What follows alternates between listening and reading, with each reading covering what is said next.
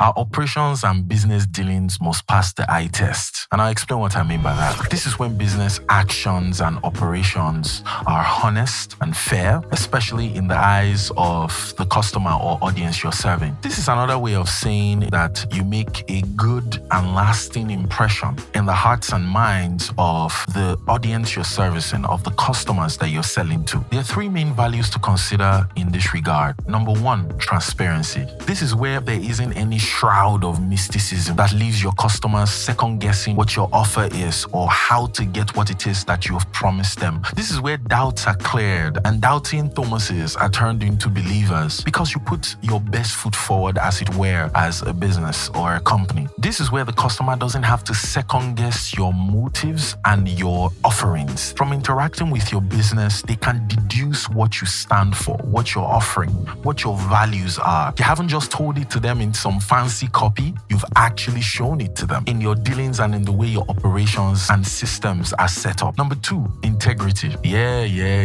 This is where simply put, your yes is your yes, your no is your no. And most importantly, what your brand promise is, you're able to deliver on that. In fact, I'll argue that there's such a lack of integrity that if you're able to demonstrate it, even in the minutest of ways, it will score you massive points with the audience that you're trying to reach. And it's simple. Just make sure you deliver on what it is your brand is promising to do. Number three, and this one might be a bit unexpected, common sense. Your copies are clear, direct, and easy to understand. Your services and products have been created and optimized with the customer and marketplace in mind. Your brand and marketing strategies make logical sense and do not rely on tricks, hidden catches, and confusing language to get the message across. It is clear, simple to understand, and value-packed. Dr. Sam Adeyemi usually says, the real proof of genius is simplifying complexity. It's taking the very complicated back end and simplifying it for the person that will use it. It's important that we take all the very complicated details and simplify them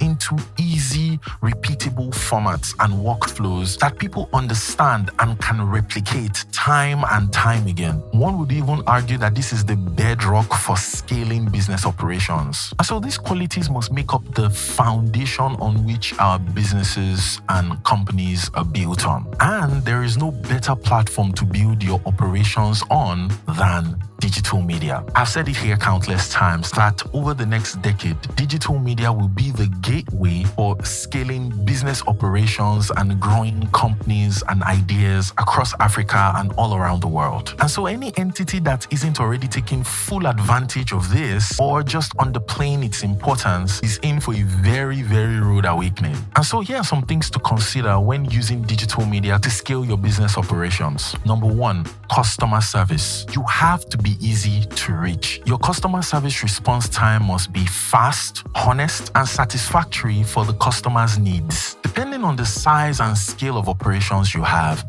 it shouldn't take too long for you to get back to customers when they call in with urgent troubleshooting needs or any kind of needs in general. This shows that you care about them. This shows that they are a priority. This shows that you know that they are the foundation of whatever thing you're selling or trying to push in the marketplace. Number two, you're easy to buy from. And I had to stretch that a bit because there's nothing as disappointing to your customers when they have to go through different layers of links and web page rerouting just to place an order or just to check something out. It is frustrating and they will most likely not come back. So we're talking simplified payment gateways, fast checkouts, mobile optimized landing pages and websites, clear CTAs, simplified copies, and links that actually work. For a couple of the businesses I've consulted on as a digital media specialist, I find that just reinforcing this alone, just optimizing this alone already improves sales and improves the overall customer's experience. Number three, and this is one of my personal favorites, build a community with relatable and repeatable content formats and pillars that make people feel like they're part of the story your brand is telling. telling.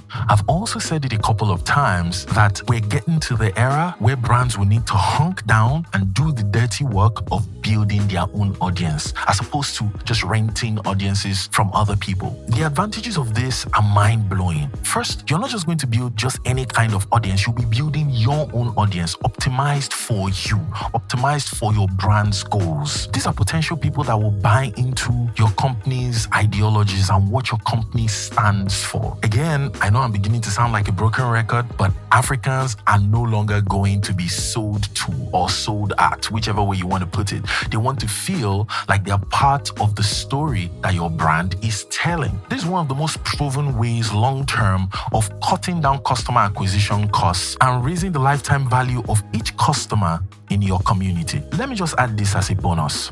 Running a business in Africa is anything but stable and requires a consistent amount of flexibility. Data is good, projections are good, running the numbers is important, but the ability to be flexible with unforeseen changes in the marketplace, in consumer behavior, and in the customer's purchasing power is just as important. See you on the next one.